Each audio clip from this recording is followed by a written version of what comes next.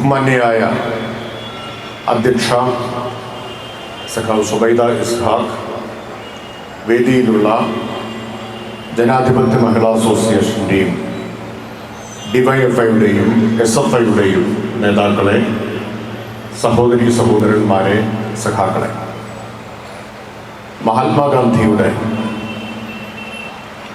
79ാം രക്തസാക്ഷി ദിനമാണിന്ന്. ഗാന്ധിജി വധിക്കപ്പെട്ട് 78 വർഷം തികഞ്ഞിരിക്കുന്നു. ഈ 79ാം രക്തസാക്ഷി ദിനത്തിൽ ഗാന്ധിയെ അനുസ്മരിക്കുന്നതിന്, ആ ഗാന്ധി സ്മൃതിയെ മതനിരപേക്ഷ കേരളത്തെ സംരക്ഷിക്കുന്നതിനുള്ള ഉപാധിയാക്കി മാറ്റിയതിന് ജനാധിപത്യ മഹിളാ അസോസിയേഷനെയും ഡിവൈഎഫ്ഐയെയും SFIയെയും ഞാൻ ഈ സന്ദർഭത്തിൽ അഭിനന്ദിക്കുകയാണ്. മഹാത്മാഗാന്ധി വർഗീയതയ്ക്കെതിരായിട്ടുള്ള പോരാട്ടത്തിൽ ഒരിക്കലും അണയാത്ത ഒരു ദീപശിഖയാണ്. വർഗീയതയ്ക്കെതിരായിട്ടുള്ള പോരാട്ടങ്ങൾക്കെക്കാളും വെളിച്ചം പകരുന്ന, ഊർജം പകരുന്ന ഓർമ്മയാണ് ഗാന്ധിയുടെ ഓർമ്മ. കാരണം ഗാന്ധിജിയുടെ ജീവിതമാകെ വർഗീയതയ്ക്കെതിരെ മനുഷ്യരെ ഒന്നിപ്പിക്കുന്നതിന് വേണ്ടിയിട്ടുള്ളതായിരുന്നു.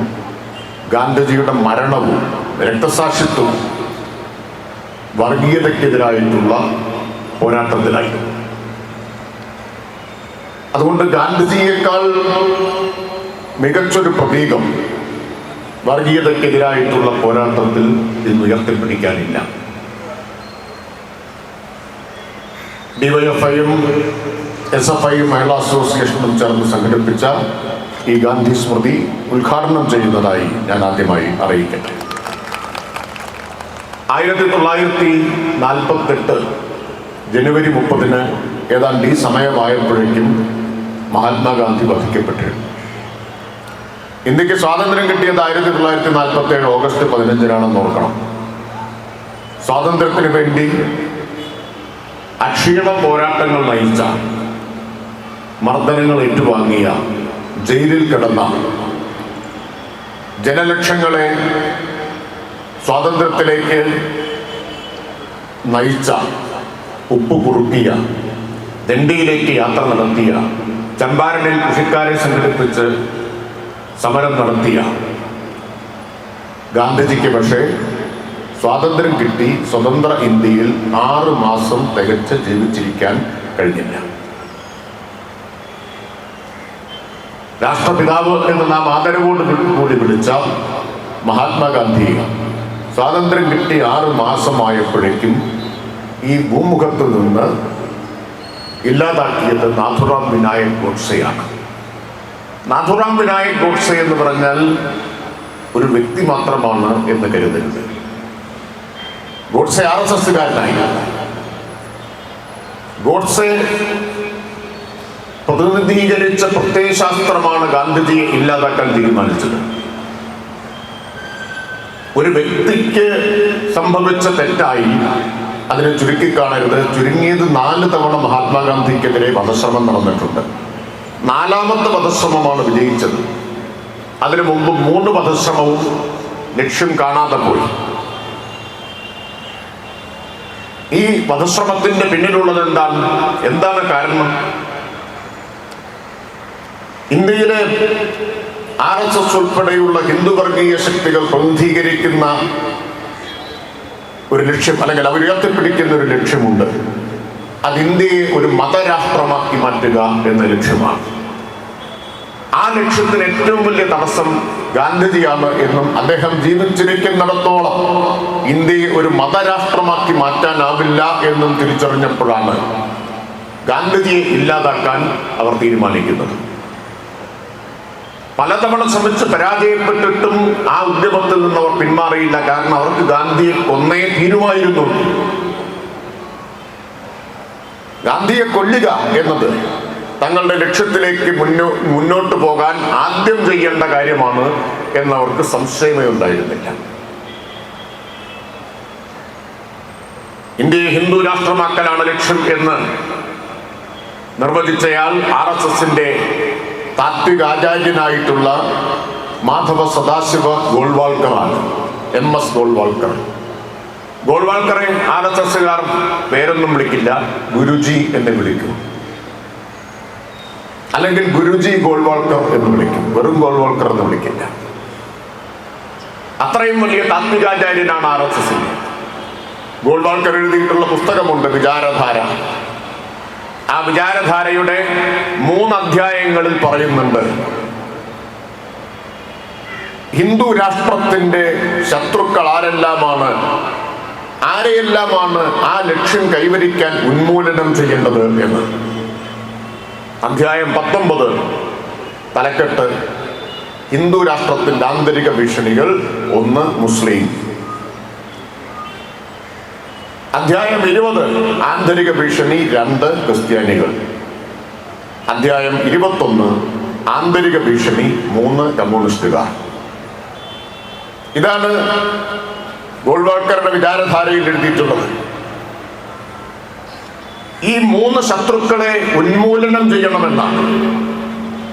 അവരെ ഉന്മൂലനം ചെയ്താലേ ഇന്ത്യയെ ഒരു മതരാഷ്ട്രമാക്കി മാറ്റാനാവൂ. ഇത് പറഞ്ഞ കാര്യമല്ല, എഴുതി വെച്ച കാര്യമാണ്. RSSന്റെ പ്രാമാണികമായ ഗ്രന്ഥമാണ്.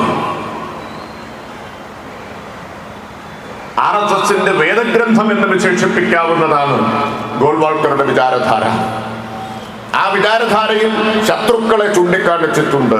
ശത്രുക്കളെ ഉന്മൂലനം ചെയ്യണമെന്ന് പറഞ്ഞിട്ടുണ്ട്. ശത്രുക്കളെ ഉന്മൂലനം ചെയ്യേണ്ടത് ഇന്ത്യയെ മതരാഷ്ട്രമാക്കി ഹിന്ദു രാഷ്ട്രമാക്കി മാറ്റാനാണ് എന്നും അവർ ഗോൾവാൾക്കർ വ്യക്തമായിട്ട് പറഞ്ഞിട്ടുണ്ട്. എന്തുകൊണ്ടാണ് ഈ 3 പേരെ ശത്രുക്കളായിട്ട് കണക്കാക്കുന്നത്? 3 പേരും ഇന്ത്യയിലുണ്ടായതല്ല എന്നാണ് ഗോൾവാൾക്കറുടെ ന്യായം. മുസ്ലിങ്ങൾ വിദേശ മതമാണ്, അവിടെ നിന്ന് വന്നവരാണ്. ക്രിസ്ത്യാനികൾ അതും വിദേശത്ത് നിന്നുണ്ടായതാണ്. കമ്മ്യൂണിസ്റ്റുകാർ, മാർക്സിസം വിദേശത്തുണ്ടായ പ്രത്യയശാസ്ത്രമാണ്. അതുകൊണ്ട് ഇവർ 3 പേരും നമ്മുടെ ശത്രുക്കളാണ്. ഇവരോട് ഒരു ദയയും പാടില്ല, തുടച്ചു നീക്കണം എന്നാണ്. ആ ലക്ഷ്യം കൈവരിക്കണമെങ്കിൽ അവർ മനസ്സിലാക്കി ഒരാളെ കൂടി ഇന്ത്യയിൽ ആദ്യം ഇല്ലാതാക്കണം. അത് മഹാത്മാഗാന്ധിയാണ്. കാരണം എന്താ? ഗാന്ധി പാടി നടന്നത് ഈശ്വര അള്ളാ തേരേ നാം എന്നാണ്. സബ്കോ സന്മതി ദേ ഭഗവാൻ എന്നാണ് മഹാത്മാഗാന്ധി പാടി നടന്നത്. ഈശ്വര അള്ളാ തേരേ നാം, നിന്റെ പേര് ഈശ്വരൻ എന്നോ അള്ള എന്നോ എന്തോ ആവട്ടെ, സബ്കോ സന്മതി ദേ ഭഗവാൻ, എല്ലാവർക്കും നല്ലത് വരട്ടെ എന്നാണ്. ഈശ്വരൻ അള്ള തേരേ നാം എന്ന് പാടി നടന്ന ഒരാൾ ഇന്ത്യക്ക് സ്വാതന്ത്ര്യം കിട്ടിയപ്പോൾ അതിഭീകരമായ വർഗീയ കലാപങ്ങൾ ഉണ്ടായി. 1 ദശലക്ഷം പേർ, 10 ലക്ഷം പേരാണെന്ന് കൂട്ടക്കൊല ചെയ്യപ്പെട്ടത്.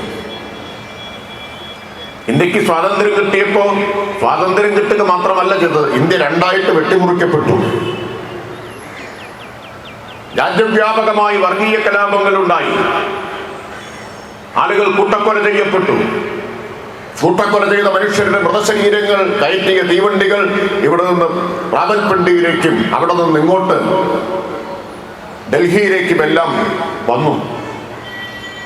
മതം മാത്രം നോക്കി ലക്ഷക്കണക്കിന് ആളുകളെ കൂട്ടക്കൊല ചെയ്തു.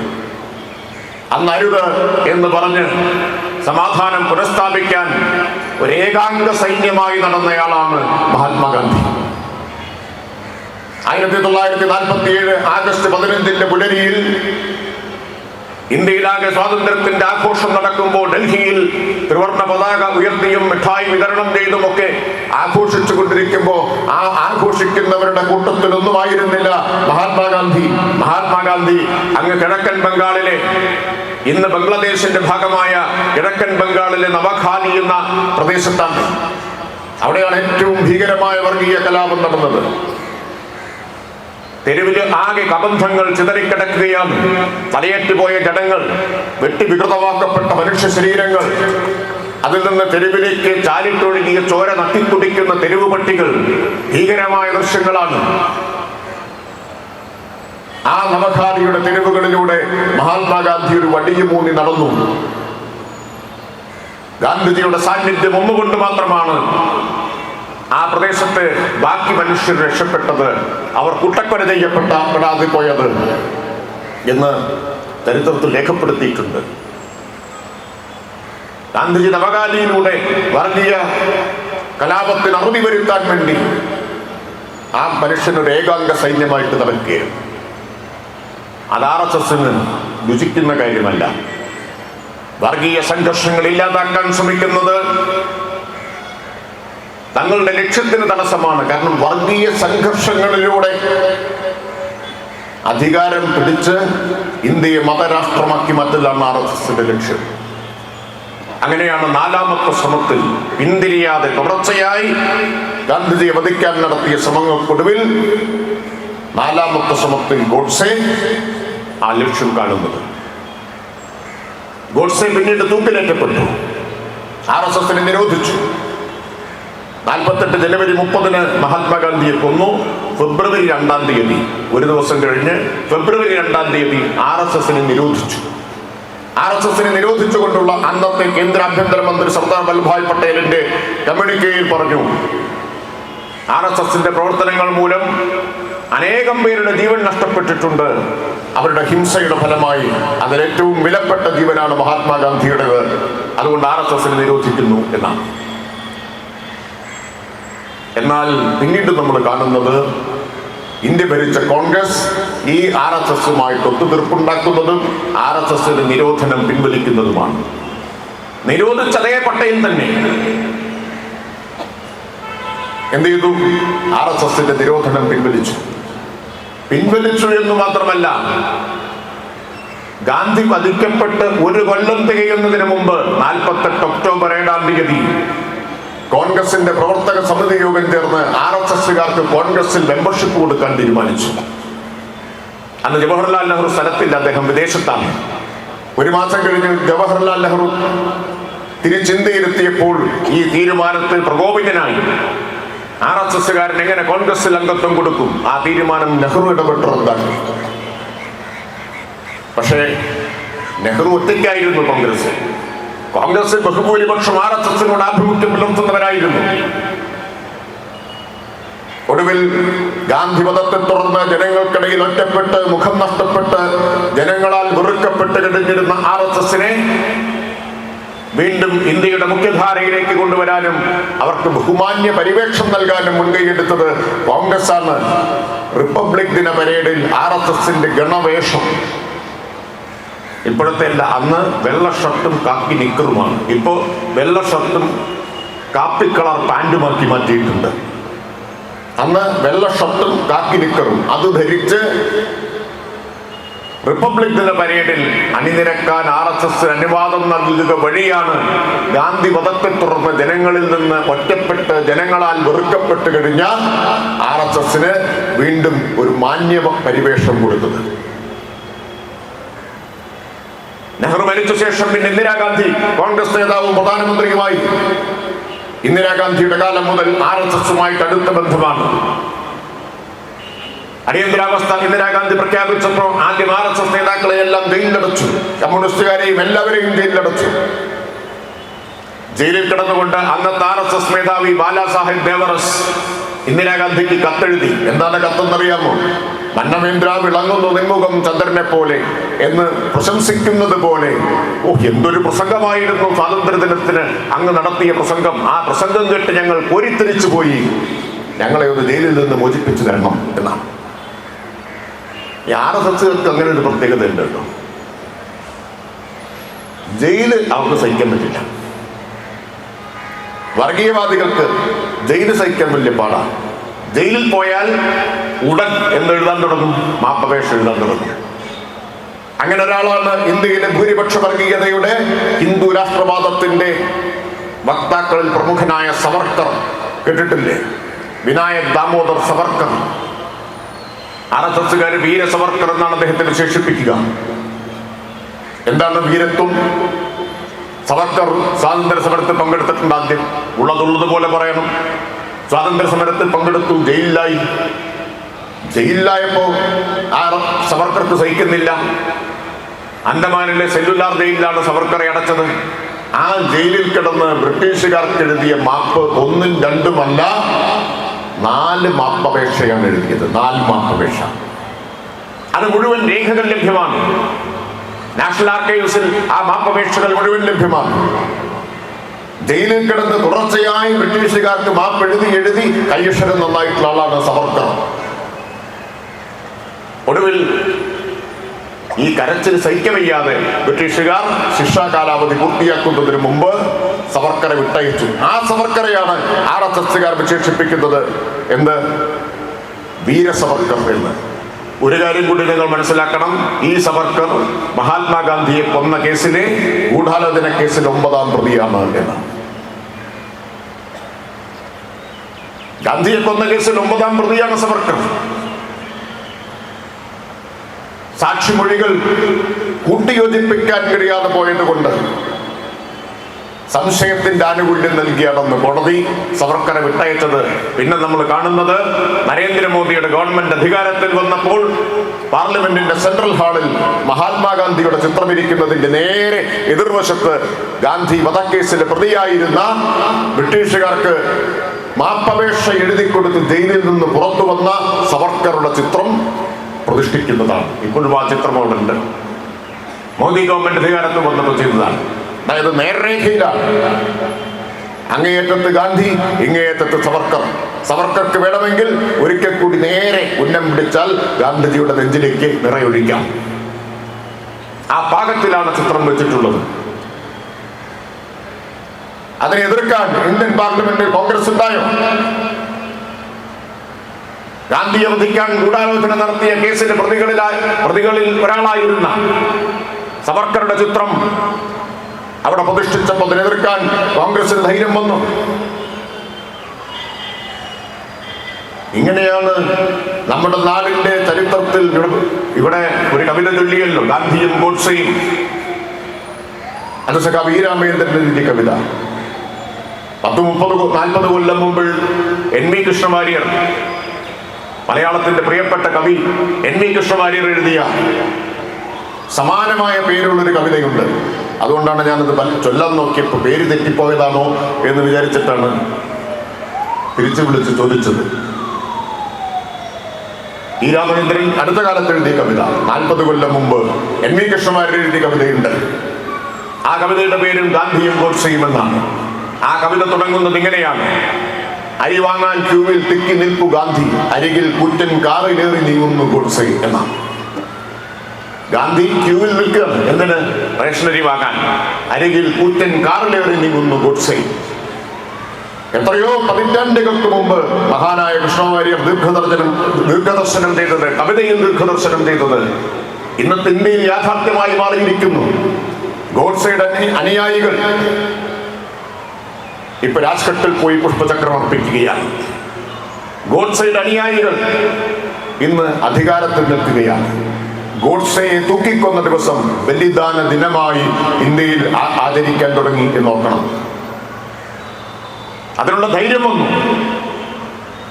ഗാന്ധിയെ കൊന്ന കുറ്റത്തിന് തൂക്കിക്കൊല്ലപ്പെട്ട ഗോഡ്സെയെ തൂക്കിലേറ്റിയ ദിവസം ബലിദാന ദിനമായിട്ട് ആചരിക്കാൻ ഈ കേരളത്തില് ഒരു BJP നേതാവ് പ്രസംഗിച്ചത് ഗാന്ധിജിയെ മാത്രം വെടിവെച്ചാൽ പോരായിരുന്നു, നെഹ്റുവിനെ കൂടി വെക്കേണ്ടതായിരുന്നു എന്നാണ്. അങ്ങനെയൊക്കെ പരസ്യമായിട്ട് പറയാൻ ഇന്നവർക്ക് ധൈര്യം വന്നിരിക്കുകയാണ്. കൃഷ്ണവാര്യരുടെ കവിതയിൽ ഗാന്ധി അരി വാങ്ങാൻ ക്യൂവിൽ നിൽക്കുന്നതാണ് കാണുന്നതെങ്കിൽ ഇന്ന് വേണമെങ്കിൽ മാറ്റം വരുത്താം. SIRന്റെ ക്യൂവിൽ ഗാന്ധി നിൽക്കുന്നു എന്ന്. ഗാന്ധി ജീവിച്ചിരുന്നെങ്കിൽ ഗാന്ധിക്ക് 2022 വോട്ടർ പട്ടികയിൽ തന്റെ പേരുണ്ടെന്നും അച്ഛൻ ഇന്നാളാണെന്നും അമ്മ ഇന്നാളാണെന്നും തെളിയിക്കേണ്ടി വരുമായിരുന്നു വോട്ടർ പട്ടികയിൽ നിൽക്കണമെങ്കിൽ. ഞാൻ പറയുന്നത് അതിശയോക്തിയല്ല. നോബൽ സമ്മാനം കിട്ടിയ ഇന്ത്യക്കാരൻ അമർത്യ സെൻ, ഇന്ത്യയിൽ അധികം പേർക്കൊന്നും നോബൽ സമ്മാനം കിട്ടിയിട്ടില്ല. നൊബേൽ സമ്മാനം കിട്ടിയവരിൽ ഇപ്പൊ ജീവിച്ചിരിക്കുന്ന ഏക ഇന്ത്യക്കാരൻ അമർത്യ സെന്നാണ്. ഇവിടെയുള്ള ഏകയാൾ അമർത്യ സെന്നാണ്. അമർത്യ സെന്നിന്റെ നോട്ടീസ് അയച്ചു ഇലക്ഷൻ കമ്മീഷൻ. എന്ത്? ഐഡന്റിറ്റി തെളിയിക്കണം, നേരിട്ട് ഹിയറിങ്ങിന് ഹാജരാവണം എന്ന്. അവിടേക്കാണ് രാജ്യം പോയത് എന്ന് നമ്മൾ കാണണം. BJP-യുടെ ഭരണത്തിൽ ഈ സാഹചര്യം ഉണ്ടാക്കുന്നത് വർഗീയ ശക്തികൾക്ക്, മഹാത്മാഗാന്ധിയെ വധിച്ച ശക്തികൾക്ക് ഇന്ന് രാജ്യത്തിന്റെ ഈ അധികാരം മുഴുവൻ കൈയടക്കാൻ കഴിയുന്ന സ്ഥിതി ഉണ്ടായത് എങ്ങനെയാണ്? വർഗീയ ശക്തികളുമായി കോൺഗ്രസ് നടത്തിയ പരസ്യവും രഹസ്യവുമായിട്ടുള്ള സന്ധി ചെയ്യലുകൾ, കൊടുക്കൽ വാങ്ങലുകൾ, അതിന്റെ ഫലമായിട്ടാണ് ഇന്ന് RSS നിയന്ത്രിക്കുന്ന BJP ഇന്ത്യയുടെ ഭരണാധികാരം കൈയടക്കിയത്. ഞാൻ പറഞ്ഞല്ലോ, ഗാന്ധി മരിച്ച 6 മാസം തികയുന്നതിന് മുമ്പ് RSSകാർക്ക് കോൺഗ്രസ് മെമ്പർഷിപ്പ് കൊടുക്കാൻ തീരുമാനിച്ചവരാണ് ഈ കോൺഗ്രസ്. അന്ന് നെഹ്റു ഇടപെട്ടിട്ടാണ് ആ തീരുമാനം റദ്ദാക്കിയത്. ഗാന്ധിജിയെ കൊന്ന കുറ്റത്തിന് നിരോധിക്കപ്പെട്ട RSSന്റെ നിരോധനം പിൻവലിച്ചത് കോൺഗ്രസിന്റെ ഗവൺമെന്റാണ്. ഗാന്ധിജിയെ കൊന്നതിന്റെ പേരിൽ ജനങ്ങളാൽ വെറുക്കപ്പെട്ട് ജനങ്ങളിൽ നിന്ന് ഒറ്റപ്പെട്ട് കഴിഞ്ഞ RSSനെ അവരുടെ ഗണവേഷത്തിൽ റിപ്പബ്ലിക് പരേഡിലേക്ക് ആനയിച്ചു കൊണ്ടുവന്ന് അവർക്ക് മാന്യ പരിവേഷം നൽകിയത് ഇന്ത്യയിലെ കോൺഗ്രസ് ഗവൺമെന്റാണ്. ഇന്ദിരാഗാന്ധി 1980 അടിയന്തരാവസ്ഥയ്ക്ക് ശേഷം തെരഞ്ഞെടുപ്പിൽ മത്സരിച്ചപ്പോ RSSന്റെ പിന്തുണ ഇന്ദിരാഗാന്ധിക്കായിരുന്നു. RSS പിന്തുണയോടെയാണ് ഇന്ദിരാഗാന്ധി വലിയ ഭൂരിപക്ഷത്തോടെ അന്ന് തെരഞ്ഞെടുപ്പിൽ ജയിച്ചു വന്നത്. ഇന്ദിരാഗാന്ധി കൊല്ലപ്പെട്ടു. പിന്നീട് രാജീവ് ഗാന്ധി പ്രധാനമന്ത്രിയായി. എന്തായിരുന്നു രാജീവ് ഗാന്ധി ചെയ്തത്? 1989 ബാബറി മസ്ജിദിന്റെ കവാടങ്ങൾ RSSനും വിശ്വ ഹിന്ദു പരിഷത്തിനുമായി ആരാധനയ്ക്ക് തുറന്നു കൊടുത്തത് ആദ്യമായിട്ട് രാജീവ് ഗാന്ധിയാണ്. എന്നടച്ചിട്ടതാണ് അദ്ദേഹത്തിന്റെ മുത്തച്ഛൻ നെഹ്റു 1949 അടച്ചിട്ടതാണ് ബാബറി മസ്ജിദ്. എന്തുകൊണ്ട്? ഈ തർക്കമുയർന്നു വന്നപ്പോൾ, ബാബറി മസ്ജിദിന്റെ പേരിൽ തർക്കമുയർന്നു വന്നപ്പോൾ നെഹ്റുവിന് മനസ്സിലായി ഇതൊരു വലിയ ബോംബായി മാറും, ഇത് ഈ രാജ്യത്തെ തന്നെ തകർക്കാൻ പോകുന്ന ഒരു ബോംബായിട്ട് മാറും. അതുകൊണ്ട് അത് അടച്ചിടാൻ നെഹ്റുവാണ് ഉത്തരവിട്ടത്. അവിടെ ആരാധന വേണ്ട, ആർക്കും വേണ്ട, അടച്ചിടാൻ തീരുമാനിച്ചു. വിശ്വ ഹിന്ദു പരിഷത്തിന്റെയും RSSന്റെയും സമ്മർദ്ദങ്ങൾക്ക് വഴങ്ങി അന്നത്തെ തെരഞ്ഞെടുപ്പിൽ വോട്ട് കിട്ടാൻ രാജീവ് ഗാന്ധി എന്ത് ചെയ്തു? 2 കാര്യം ചെയ്തു. ആദ്യം ചെയ്തത് ഷാബാനു കേസിൽ മുസ്ലിം സ്ത്രീക്ക് അനുകൂലമായിട്ട് സുപ്രീം കോടതിയുടെ വിധി വന്നു. അപ്പൊ ആ വർഗീയവാദികൾ, ഇസ്ലാമിക വർഗീയ ശക്തികൾ ആ വിധിക്കെതിരായിട്ട് രംഗത്ത് വന്നു. അവരെ സന്തോഷിപ്പിക്കാൻ വേണ്ടി രാജീവ് ഗാന്ധി അതിനെതിരെ സുപ്രീം കോടതി വിധി റദ്ദാക്കാൻ പാർലമെന്റിൽ നിയമം പാസാക്കി. അപ്പൊ ഇപ്പുറത്ത് RSS വിശ്വ ഹിന്ദു പരിഷത്തും ഒക്കെ കൂടി ചാടി വീണു. കണ്ടില്ലേ, ഇതാ ഇസ്ലാമിക വർഗീയ ശക്തികളെ രാജീവ് ഗാന്ധി പ്രീണിപ്പിക്കുകയാണ്, അവരെ സന്തോഷിപ്പിക്കാൻ സുപ്രീം കോടതി വിധി മറികടന്ന് നിയമം കൊണ്ടുവന്നിരിക്കുന്നു. അപ്പൊ രാജീവ് ഗാന്ധി എന്ത് ചെയ്തു? ഇവരെയും സന്തോഷിപ്പിക്കാൻ തീരുമാനിച്ചു. അങ്ങനെ ബാബറി മസ്ജിദിന്റെ കവാടങ്ങൾ RSSനും വിശ്വ ഹിന്ദു പരിഷത്തിനും തുറന്നു കൊടുത്തു എന്ന് മാത്രമല്ല, അവിടെ ശിലാന്യാസം നടത്താൻ അനുമതി കൊടുത്തു. അങ്ങനെയാണ് വിശ്വ ഹിന്ദു പരിഷത്ത് രാമജന്മഭൂമി പ്രസ്ഥാനം ആരംഭിക്കുന്നത്. 89 ലോക്സഭാ തെരഞ്ഞെടുപ്പിൽ കോൺഗ്രസിന്റെ പ്രചരണത്തിന് തുടക്കം കുറിച്ചത് രാജീവ് ഗാന്ധി എവിടുന്നാണെന്നറിയോ? ഈ അയോധ്യയിൽ നിന്നാണ്. നോക്കണം,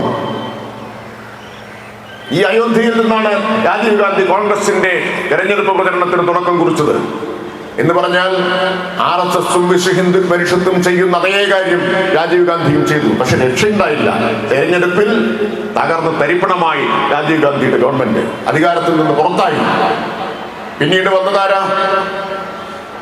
പിന്നെ ചന്ദ്രശേഖർ ഒക്കെ കുറച്ചു കാലം വന്നു. പിന്നെ നരസിംഹറാവുവിന്റെ ഗവൺമെന്റ് വന്നു, കോൺഗ്രസിന്റെ പ്രധാനമന്ത്രി. നരസിംഹറാവുവിനെയൊക്കെ ആരെങ്കിലും ഓർക്കുന്നുണ്ടോന്ന് എനിക്ക് അറിഞ്ഞൂടാ. അദ്ദേഹത്തെ കണ്ടാൽ ഒരു കുപ്പി കഷായം ഇപ്പൊ കുടിച്ച് താഴെ വെച്ചതേയുള്ളൂ എന്ന് തോന്നുന്ന മുഖഭാവവുമായിട്ടിരിക്കുന്ന ഒരാളാണ്. ഇപ്പം കഷായം കുടിച്ചിട്ടിരിക്കണമെന്ന് തോന്നുന്നു. നരസിംഹറാവു പ്രധാനമന്ത്രിയായിരിക്കുമ്പോഴാണ് ബാബറി മസ്ജിദ് തകർക്കുന്നത്. രാജ്യം മുഴുവൻ വർഗീയ കലാപങ്ങൾ സൃഷ്ടിച്ചുകൊണ്ട് അദ്വാനിയുടെ രഥയാത്ര നടക്കുന്നു. ഇപ്പൊ ഞാൻ ഈ പാലക്കാട്ട് നിന്നാണല്ലോ സംസാരിക്കുന്നത്. നമ്മൾ ഈ പാലക്കാട്ടാണല്ലോ ഇരിക്കുന്നത്. 1992 അദ്വാനിയുടെ രഥയാത്ര ഈ നാട് മുഴുവൻ, കടന്നുപോയ വഴികളിൽ മുഴുവൻ ചോരപ്പുഴകൾ സൃഷ്ടിച്ചുകൊണ്ട് അല്ലേ കടന്നുപോയത്? ഇവിടെ ഈ പാലക്കാട്ട് വർഗീയ കലാപം ഉണ്ടായില്ലേ? ഞങ്ങളെല്ലാം വന്ന് കോളേജിൽ പഠിക്കുന്ന കാലമാണ്. അന്നാണ് 92-ലാണ് അദ്വാനിയുടെ രഥയാത്ര കടന്നു പോകുന്നതുമായി ബന്ധപ്പെട്ട് പാലക്കാട്ടുണ്ടായ സംഘർഷം വർഗീയ കലാപമായി മാറി. അന്നത്തെ പോലീസ് വെടിവെപ്പിലാണ് ഈ പുതുപ്പള്ളി തെരുവിൽ സ്വന്തം വീടിന്റെ മുറ്റത്ത് കളിച്ചുകൊണ്ടിരുന്ന 13 വയസ്സുള്ള സിറാജുന്നീസ വെടിയേറ്റ് മരിച്ചത്.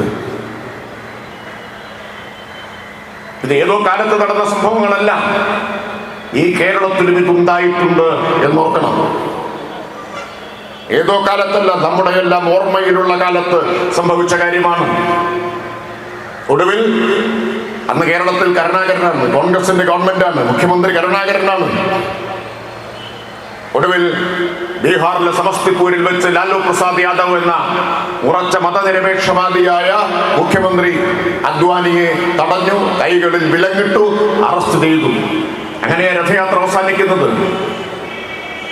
അതിന്റെ പേരിലാണ് VP സിംഗിന്റെ ഗവൺമെന്റിനെ BJP അട്ടിമറിച്ചത്. അന്ന് BJPക്കൊപ്പം കൂടി VP സിംഗ് ഗവൺമെന്റിനെ പുറത്താക്കാൻ വോട്ട് ചെയ്തവരാണ് കോൺഗ്രസ് എന്നും ഓർക്കണം. അദ്വാനിയെ അറസ്റ്റ് ചെയ്തതിന്റെ പേരിൽ അവിശ്വാസ പ്രമേയം കൊണ്ടുവന്നപ്പോ VP സിംഗിനെ പുറത്താക്കാൻ BJPയുടെ കൂടെ വോട്ട് ചെയ്തു. ബാബറി മസ്ജിദ് തകർക്കപ്പെടുമെന്ന ഘട്ടം വന്നു. അന്ന് ഇന്ത്യയിലെ എല്ലാ രാഷ്ട്രീയ പാർട്ടികളും മറ്റെല്ലാ അഭിപ്രായ വ്യത്യാസങ്ങളും മറന്ന് പ്രധാനമന്ത്രി നരസിംഹറാവുവിന് ഒരു ബ്ലാങ്ക് ചെക്ക് കൊടുത്തു, ഒരു പ്രമേയം പാസാക്കി. ബാബറി മസ്ജിദ് തകർക്കപ്പെടാതെ സംരക്ഷിക്കാൻ എന്തു ചെയ്യാനും കേന്ദ്ര ഗവൺമെന്റിന് അധികാരം നൽകുന്നു. CPIM അടക്കം ഇടതുപക്ഷമടക്കം ഇന്ത്യയിലെ BJP ഒഴികെയുള്ള എല്ലാ രാഷ്ട്രീയ പാർട്ടികളും ചേർന്ന് കേന്ദ്ര ഗവൺമെന്റിന് പിന്തുണ നൽകി. ബാബറി മസ്ജിദ് സംരക്ഷിക്കാൻ എന്തു ചെയ്യാനുമുള്ള അധികാരം കേന്ദ്ര ഗവൺമെന്റിന് തന്നിരിക്കുന്നു. രാവിലെ ബാബറി മസ്ജിദ് പൊളിക്കാൻ തുടങ്ങി. ആ ദിവസം ഞങ്ങളൊന്നും മറക്കില്ല. അന്ന് എറണാകുളത്ത് മഹാരാജാസ് കോളേജിൽ SFIയുടെ സംസ്ഥാന കൺവെൻഷനിൽ പങ്കെടുക്കുകയാണ്. ഇന്നത്തെ പോലെ മൊബൈൽ ഫോണില്ല, വാട്സാപ്പ് ഇല്ല, 24 മണിക്കൂർ ടെലിവിഷൻ ചാനലില്ല, ബ്രേക്കിംഗ് ന്യൂസ് വരില്ല. ഉച്ചയ്ക്ക് 1 മണിക്ക് ആകാശവാണിയുടെ വാർത്തയിൽ അറിഞ്ഞു ബാബറി മസ്ജിദ് പൊളിച്ചു തുടങ്ങിയിരിക്കുന്നു, രാജ്യമാകെ കലാപമാണ്. അതുകൊണ്ട് പെട്ടെന്ന് കൺവെൻഷൻ അവസാനിപ്പിച്ചു, എല്ലാവരോടും തിരിച്ച് നാട്ടിലേക്ക് പോയിക്കോളാൻ പറഞ്ഞു. അന്ന് എറണാകുളത്ത് നിന്ന് ഉച്ചയ്ക്ക് പുറപ്പെട്ടിട്ട് രാത്രിയാണ് തൃശ്ശൂരിലെത്താൻ കഴിഞ്ഞത്. പിന്നീട് അവിടുന്ന് പുലർച്ചെയായപ്പോഴാണ് ഷൊർണൂരിലെത്തിയത്. അപ്പോഴേക്കും രാജ്യം നിശ്ചലമായി. എല്ലായിടത്തു നിന്നും വരുന്നത് കലാപത്തിന്റെ വാർത്തകളാണ്. മുംബൈ നഗരം കത്തിയെരിയുന്നു. പിന്നീടുണ്ടായ മുംബൈ എന്ന സിനിമ ആ കലാപത്തെ ആസ്പദമാക്കിയിട്ടുള്ളതാണ്. മൊറാദാബാദിൽ, അതുപോലെ ഡൽഹിയിൽ, ഗുജറാത്തിൽ രാജ്യവ്യാപകമായിട്ട് കലാപങ്ങൾ. ബാബറി മസ്ജിദ് പൊളിക്കുന്നത് തടയാൻ ഒരു പ്രയാസവും ഉണ്ടായിരുന്നില്ല. പ്രധാനമന്ത്രിയായിരുന്ന കോൺഗ്രസ് പ്രധാനമന്ത്രിയായിരുന്ന നരസിംഹറാവുവിന് സൈന്യത്തെ അയക്കാം, കാരണം രാജ്യം മുഴുവൻ പിന്തുണ കൊടുത്തിരിക്കുകയാണ്. എന്താ ചെയ്തതെന്നറിയോ? പൊളിക്കാൻ തുടങ്ങിയെന്ന് വിവരം അറിഞ്ഞപ്പോൾ ഉച്ചയായി. അപ്പൊ നരസിംഹറാവു ഒരു ഉച്ചയുറക്കത്തിന് കയറി. അതുവരെ ഇല്ലാത്തത്ര നീണ്ട ഒരു ഉച്ചയുറക്കം കഴിഞ്ഞ് വൈകുന്നേരം 5 മണിക്ക് നരസിംഹറാവു തന്റെ ബെഡ്റൂമിൽ നിന്ന് പുറത്തു വന്നു കഴിഞ്ഞപ്പോഴേക്കും പൊളിച്ചടുക്കി കഴിഞ്ഞിരുന്നു. പിന്നീട് ഒരു ഇന്റർവ്യൂവിൽ നരസിംഹറാവുവിനോട് ചോദിക്കുന്നുണ്ട്, എന്തേ ഒരു തീരുമാനം എടുക്കാതിരുന്നത്? സൈന്യത്തെ അയക്കാൻ, ബാബറി മസ്ജിദിനെ സംരക്ഷിക്കാനുള്ളൊരു തീരുമാനം, ഈ അധികാരമെല്ലാം തന്നിട്ടും എന്തുകൊണ്ടെടുത്തില്ല? നരസിംഹറാവുവിന്റെ മറുപടി ശ്രദ്ധിക്കണേ. നരസിംഹറാവു പറഞ്ഞു, തീരുമാനമെടുക്കാതിരിക്കുന്നതും ഒരു തീരുമാനമാണ്. തീരുമാനമെടുക്കാതിരിക്കുന്നതും ഒരു തീരുമാനമാണ്. എന്താ തീരുമാനം? പള്ളി പൊളിച്ചോട്ടെ എന്ന തീരുമാനം. അതാണ് ഞാൻ എടുത്തത് എന്നാണ് അദ്ദേഹം പറഞ്ഞത്. 92 ഡിസംബർ 6 നാട് മുഴുവൻ വർഗീയ കലാപങ്ങൾക്ക് തിരികൊളുത്തി. അവിടെ നിന്നാണ് BJP പിന്നീട് 98-ൽ ആദ്യം 13 മാസം, പിന്നെ 99-ൽ 5 വർഷം, അതും കഴിഞ്ഞ് 2004-ൽ വീണ്ടും അധികാരത്തിലെത്താൻ വഴിയൊരുക്കിയത് അതാണ് എന്ന് നാം മറന്നു പോകരുത്. ഗാന്ധിജിയെ കൊന്ന ഹിന്ദു രാഷ്ട്രവാദത്തിന്റെ വർഗീയതയുടെ പ്രത്യയശാസ്ത്രത്തിന് ഇന്ന് ഇന്ത്യയുടെ സമഗ്രാധികാരം നേടിക്കൊടുക്കുന്നതിൽ കോൺഗ്രസിന്റെ ഈ പങ്ക്, ഈ ചതിയും ഒറ്റും വിസ്മരിക്കാൻ പാടില്ലാത്തതാണ്. കോൺഗ്രസ് എന്ന് പറഞ്ഞാൽ തന്നെ പുറമേ കോൺഗ്രസും അകമേ RSSുമാണ്. അതുകൊണ്ടാണ് കോൺഗ്രസ്സുകാരൊക്കെ കൂട്ടത്തോടെ BJPയിലേക്ക് പോയിക്കൊണ്ടിരിക്കുന്നത്, ഒരു മടിയില്ലാതെ പോയിക്കൊണ്ടിരിക്കുന്നത്. എത്ര പേരാണ് പോയത്? എത്ര കോൺഗ്രസിന്റെ മുൻ മുഖ്യമന്ത്രിമാരാണ് BJPയിലുള്ളത്? അതിൽ ചിലർ മരിച്ചുപോയി. ND തിവാരി, അതുപോലെ ക്യാപ്റ്റൻ അമരീന്ദർ സിംഗ് മുഖ്യമന്ത്രിമാരായിരുന്നു. അതുപോലെ കമൽനാഥ്, എന്റെ കൂടെ പാർലമെന്റിൽ ഉണ്ടായിരുന്ന ജ്യോതിരാദിത്യ സിന്ധ്യ, കോൺഗ്രസിന്റെ ഒരു കാലത്തെ യുവ നേതാവ് രാഹുൽ ബ്രിഗേഡിൽ അംഗമായിരുന്നു, BJPയുടെ മന്ത്രിയാണ് ഇപ്പോൾ.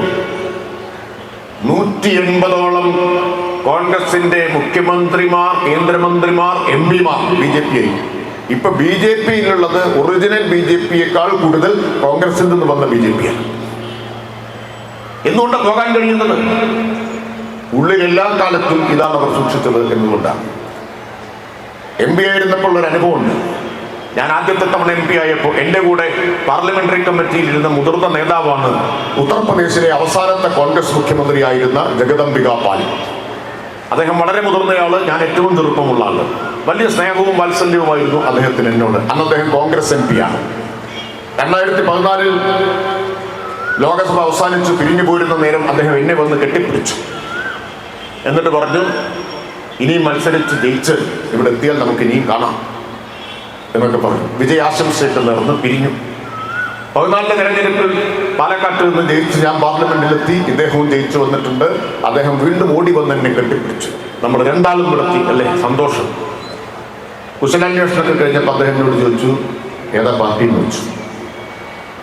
അപ്പൊ എനിക്കാകെ സംശയമായി. ഞാൻ ചോദിച്ചു, പ്രായമൊക്കെ ആയി, ഓർമ്മത്തെറ്റ് സംഭവിച്ചതായിരിക്കും. അപ്പൊ ഞാൻ അദ്ദേഹത്തോട് ചോദിച്ചു, അങ്ങേക്ക് എന്റെ പാർട്ടി ഏതാണെന്ന് അറിഞ്ഞൂടെ? CPIM ആണ്. അല്ല, അത് പഴയ പാർട്ടി ഇപ്പോഴും തന്നെയാണോ എന്ന് ചോദിച്ചു. ഞാൻ പറഞ്ഞു, ഞാൻ അന്നും കമ്മ്യൂണിസ്റ്റാണ്, ഇന്നും കമ്മ്യൂണിസ്റ്റാണ്, എന്നും കമ്മ്യൂണിസ്റ്റ് ആയിരിക്കും. അപ്പൊ ജഗദംബിക പാൽ എന്ന ഉത്തർപ്രദേശിലെ അവസാനത്തെ കോൺഗ്രസ് മുഖ്യമന്ത്രി എന്നോട് പറഞ്ഞു, പക്ഷെ ഞാൻ ചെറുതായി ഒന്ന് പാർട്ടി മാറി. അപ്പൊ ഞാൻ ചോദിച്ചു, ഇപ്പൊ ഏത് പാർട്ടിയാണ്? അപ്പൊ അദ്ദേഹം കണ്ണിറുക്കിക്കൊണ്ട് അദ്ദേഹത്തിന്റെ കുർത്തയുടെ മുകളിലിട്ടിട്ട് ജാക്കറ്റ് കാണിച്ചു തന്നു. അപ്പൊ അതിന്റെ നിറം കാവിയാണ്, BJP. കുപ്പായം മാറുന്ന ലാഘവത്തിൽ BJP പോയാളാ, ചെറിയ ആളല്ല. കോൺഗ്രസിന്റെ ഉത്തർപ്രദേശിലെ അവസാനത്തെ മുഖ്യമന്ത്രി. അതിനുശേഷം കോൺഗ്രസിന് മുഖ്യമന്ത്രി ഉണ്ടായിട്ടില്ല. കോൺഗ്രസിന്റെ ഉത്തർപ്രദേശിലെ PCC പ്രസിഡന്റ് എന്ന് പറഞ്ഞാൽ ഇവിടുത്തെ നമ്മുടെ സണ്ണി ജോസഫ് ആയിരുന്നു. അവിടുത്തെ റീത്ത ബഹുഗുണ ജോഷി ഇപ്പൊ BJPയിലാണ്, BJPയുടെ നേതാവാണ്. അസമിലെ കോൺഗ്രസ് മുഖ്യമന്ത്രിയായിരുന്നു ഹിമന്ത ബിശ്വ ശർമ്മ, ഇപ്പൊ BJP മുഖ്യമന്ത്രിയാണ്. അരുണാചൽ പ്രദേശിലെ കോൺഗ്രസ് മുഖ്യമന്ത്രിയായിരുന്നു പേമ ഖണ്ഡു, പിന്നെ BJP മുഖ്യമന്ത്രിയായി. അരുണാചൽ പ്രദേശിൽ കോൺഗ്രസിന് 32 MLA-മാർ, BJPക്ക് ഒരു MLA. ഒരു ദിവസം രാത്രി 32 കോൺഗ്രസ് MLA-മാർ ഉറങ്ങാൻ കിടന്നു. രാവിലെ 31 പേരും ഉണർന്നത് BJP-ആയി. ഒരാൾ മാത്രമേ കോൺഗ്രസിൽ അവശേഷിച്ചുള്ളൂ. അന്ന് മലയാള മനോരമയ്ക്ക് പോലും എഴുതേണ്ടി വന്നു, അരുണാചലിൽ കോൺഗ്രസിന്റെ കൈപ്പത്തിയിൽ ഒരു വിരൽ മാത്രം ബാക്കി 31 പോയിട്ട് എന്തായി? BJP-ആയി. ഇങ്ങനെ കർണാടകയിൽ കോൺഗ്രസുകാർ കൂട്ടത്തോടെ കാലുമാറി. ആ കാലുമാറ്റത്തിന് BJP കൊടുത്ത പേര് ഓപ്പറേഷൻ ലോട്ടസ് എന്നാണ്. പറഞ്ഞാൽ ഓപ്പറേഷൻ താമര. ഗോവയിൽ തെരഞ്ഞെടുപ്പ് കഴിഞ്ഞു, ഭൂരിപക്ഷം കോൺഗ്രസിന്. പക്ഷേ അർദ്ധരാത്രി BJP നേതാവ് നിതിൻ ഗഡ്കരി പ്രത്യേക വിമാനത്തിൽ ഗോവയിലെത്തി. നേരം പുലർന്ന് 5:30 മണിയായപ്പോഴേക്കും കോൺഗ്രസ്സുകാരെ ചാക്കിട്ട് പിടിച്ച് ഭൂരിപക്ഷം BJPക്കായി. തലേ ദിവസം വോട്ടെണ്ണിയപ്പോൾ ഭൂരിപക്ഷം കോൺഗ്രസിന്, പിറ്റേ ദിവസം സത്യപ്രതിജ്ഞ ചെയ്ത് BJP. ഉറക്കത്തിൽ കാലുമാറി കോൺഗ്രസ്. ഇതെല്ലാം നമ്മുടെ മുമ്പിൽ നടന്ന. മണിപ്പൂർ വേറൊരു ഉദാഹരണം, പറഞ്ഞാൽ തീരാത്തത്ര ഉദാഹരണങ്ങളാണ്. ബീഹാർ ഇപ്പോ 6 പേര് ചാടാൻ നിൽക്കുകയാണെന്നാണ് പറഞ്ഞത്. 6 ഉള്ളൂ കോൺഗ്രസിന് MLA-മാർ, 6 ചാടാൻ നിൽക്കുകയാണ്. ഇതൊക്കെ അവിടെ മാത്രം നടന്ന കാര്യമാണെന്ന് കരുതരുത്. ആ പഞ്ചായത്ത് തെരഞ്ഞെടുപ്പ് കഴിഞ്ഞു. തൃശ്ശൂരിലെ മറ്റത്തൂരിൽ കോൺഗ്രസിന് 8, LDF-ന് 7, കോൺഗ്രസിന് 8, LDF-ന് 8, BJPക്ക് 4. അപ്പൊ LDF വരാതിരിക്കാൻ കോൺഗ്രസ്സുകാർ എന്ത് ചെയ്തു? 8 ആളും BJP-ആയി മാറി. അപ്പൊ 12 മനസ്സിലായില്ലേ? LDF-നെ തോൽപ്പിക്കാൻ BJP-യിലേക്ക് ചേർന്നു.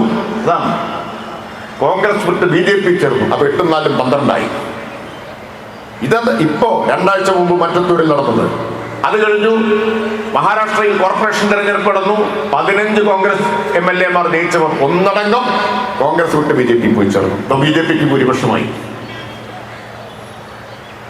ഈ കേരളത്തിൽ കോൺഗ്രസിന്റെ 2 മുതിർന്ന നേതാക്കൾ അവരുടെ മക്കളെ BJPക്ക് സംഭാവന ചെയ്തു.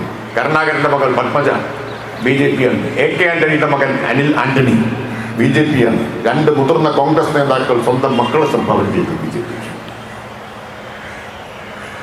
ഇങ്ങനെയാണ് BJP ഇന്ത്യയിൽ വളർന്നത് എന്ന് നമ്മൾ കാണണം.